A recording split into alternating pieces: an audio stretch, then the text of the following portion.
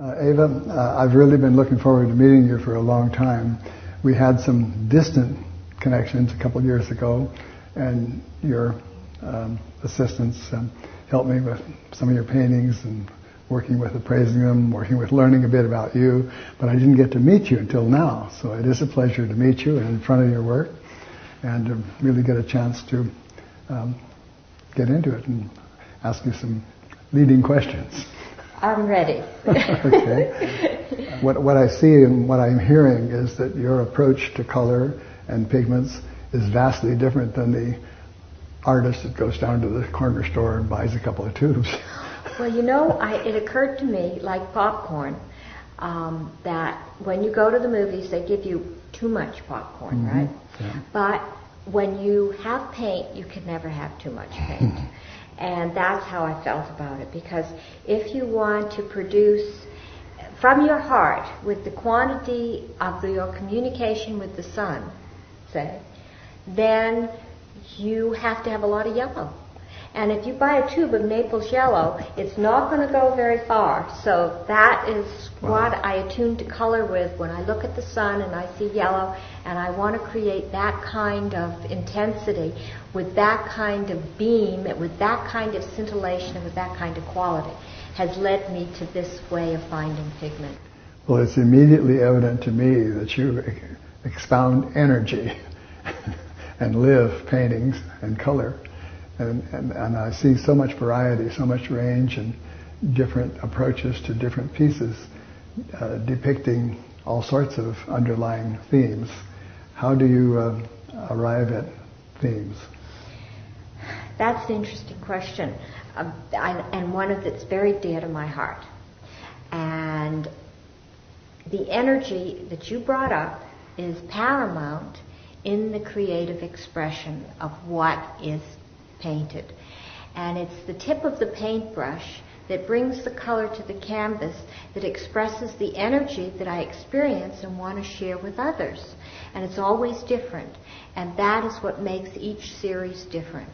And I have this visualization when I paint of the energy, and it comes through and it becomes part of the earth in this process, so that the energy that I feel takes a physical form on the canvas that I hope communicates it to the audience. Well, it's apparent to me that first of all you are full of energy. Thank you. Thank you. And lots of it escapes, which is wonderful to see. How did you start as a painter, as an artist? I started, I think, through dance. My first love was ballet, and I loved to dance. And then I discovered color, and I combined the two. And so that was the initiation of it. And also, I dreamed and visioned from the time I was very small about the other artists on the planet that have existed here, that haven't existed here. And I went back to what I thought was the beginning of time to have a relationship with those artists, whether it was a modern artist or an artist back at the different times in Egypt even, and as well as all the modern artists that I really focused on from 1900s to the present, and then also from the 1800s to the 1900s, and then all through the Renaissance, the European artists, and I tuned into them. And whether I was able to see them in books, and for those that weren't available in books, I tried to tune into them too. Well, here I see a very clear female figure. Her head, her face is drastically different than the rest of the figure. Why? Well, I think her face is more like the sun. All right. And I saw the sun coming from the background through her face. And her body is more part of the celebration in all of life. I like the key word celebration in this piece, especially. This piece is celebration. A lot of the others are different, but this one is celebration. And I noticed in some of the others that repetitively you do have a figure of some sort, male or female, and also that you have a face or a head repetitive in many pieces. In all of them. In just about all. There's a being that's represented. And that being is an expression of the energy. Rather than the other way around. Rather than having a being, I have an energy that expresses a being, and that's how the being is formed. And in several of them I noticed something that might resemble a starburst. Yes, I love that energy. I love the energy of its propulsion, the energy of expansion. Well, it not only sounds to me like you've done your homework, but you've proven that you've done your homework. And to me, that's a slang expression, perhaps, a word, homework to me, but what it means is preparation to me and experience. And having experienced all these different directions and all these different exposures of different kinds of art and trying it is what it takes to get from here to there, or from there to here. I would agree. Now, I would agree. Also, in answer to your question, is I studied architecture very deeply all my life, and it's been one of my greatest loves. And I would like to combine the two. And I tried to combine the two in the paintings. You might not see it so much in this painting, but in some of the others you'll see the geometry, the grid work, a lot of emphasis on geometry and dimension. And that comes from drafting for so many years, in addition to expressive painting, but going in there with the pencil and spending a year doing just pure renderings of maybe one project, and studying rendering and black and white and pencil as an extreme discipline prior to going into just color. So I find that the studies in black and white were instrumental in doing color. I just love it.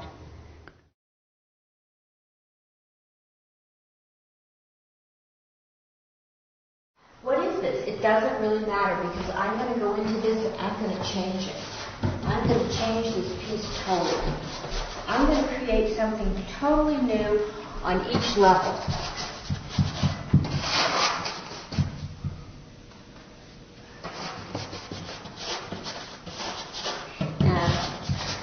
It started out as a gesture of a female. It's now turning more into a tree or a landscape or a different kind of feeling.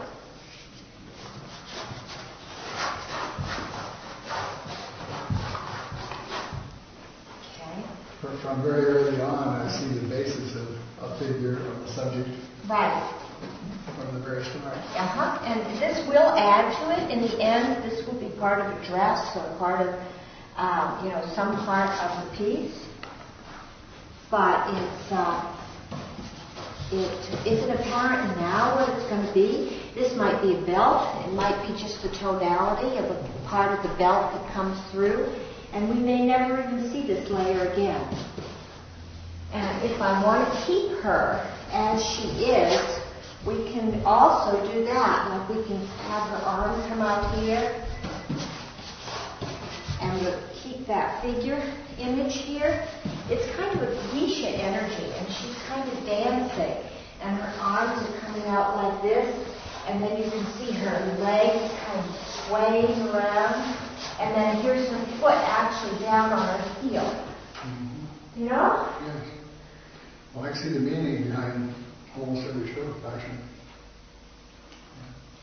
Yeah. It's just fun.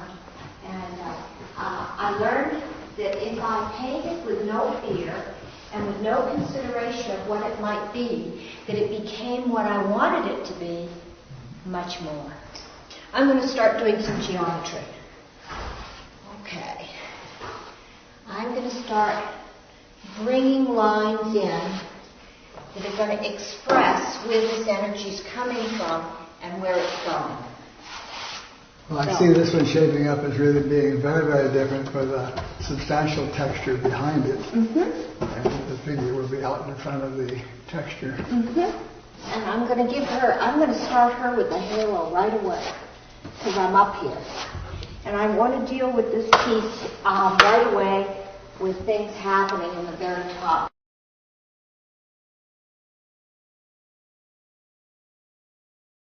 Thank you, Ava, for inviting me, for allowing me to come down and share this experience. And it already has been an experience just to be amongst and around a lot of your art, and to have seen some other things that were done sometime back in your evolution and growth in art. Having you explain a few of these pieces to me and show me physically how they evolve has really enlightened me as to kind of where they're going from here to there, how they get to a finished product, and how the finished product includes so many aspects along the way. The portraits, especially the children's portraits, I'm very fond of. I thought they were very nicely done. And it was interesting to me in some of those that you use a simple, bold, perhaps even black outline, and then use bold colors to fill in and make it work. You make it work because of the vast number of tones of a single color, whether it be pink, red, whether it be green, yellow.